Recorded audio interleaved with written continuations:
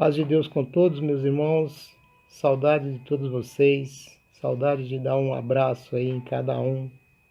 Mas Deus proverá o momento certo.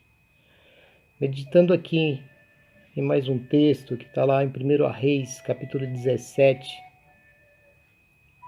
A partir do verso 1 diz assim: Em Gileade disse a Acabe.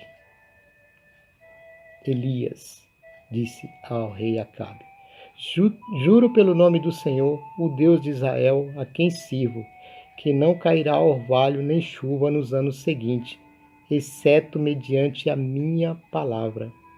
Depois disso, a palavra do Senhor veio a Elias: Saia daqui, vai para o leste e esconda-se perto do riacho de Querite, a leste do Jordão. Você beberá do riacho e dê ordem aos corvos para o alimentarem. Elias era um homem de Deus, um homem que, quando falava, ele pedia com tanta fé que acontecia. 3 anos e meio sem chuva. Isso gerou muitos problemas, não só Elias, mas todo o reinado. E meditando assim na palavra em relação a nós, eu me lembro que quando morava lá nas Minas Gerais, no Vale da Morte, que era como era chamado lá, o Vale do Jequitinhonha, ficava muito tempo sem chover, muito tempo. Era um vale seco. Mas era a nossa terra. E as pessoas tinham que plantar, normalmente preparavam a terra lá para o mês de novembro, dezembro plantava. E janeiro, fevereiro, março, era tempo de chuva, regava a terra. E quando chegava setembro, outubro, mês da colheita, era festa, era um ano de fartura. E o próximo ano com certeza ia ser farto, porque tinha na mesa. Aí quando chegava novembro, dezembro, preparavam novamente a terra. Eu me lembro que uma época plantamos em dezembro e veio janeiro, a chuva não veio, fevereiro a chuva não veio, março a chuva também não veio. Aí o que acontece? Começa a faltar as coisas, começa a sentir falta das coisas ali. E as pessoas pedem, buscam e sobe até o monte para orar. E eu me lembro que subimos ao monte, oramos, quando a gente desceu, a chuva veio.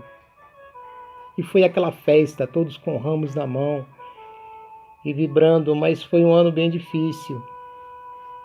Então fica provado que a oração ela tem poder.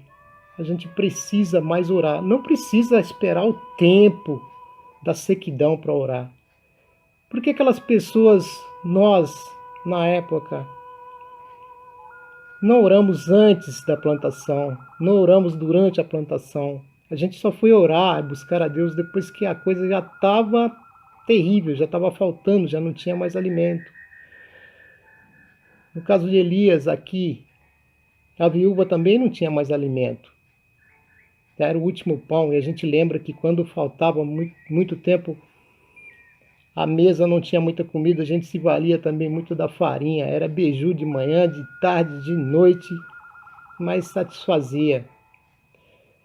Então, o que devemos fazer, o que aprendemos com isso, através de Elias, através do que eu vivi naqueles tempos, que a gente deve orar, não só no tempo da fartura, mas também devemos orar antes de buscar o emprego, antes de sair para trabalhar, durante o trabalho,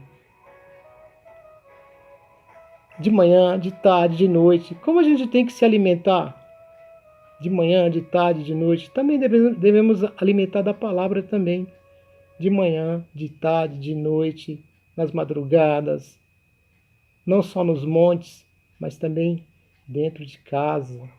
Feche o teu quarto, feche a tua porta e ore no silêncio, Só você e Deus.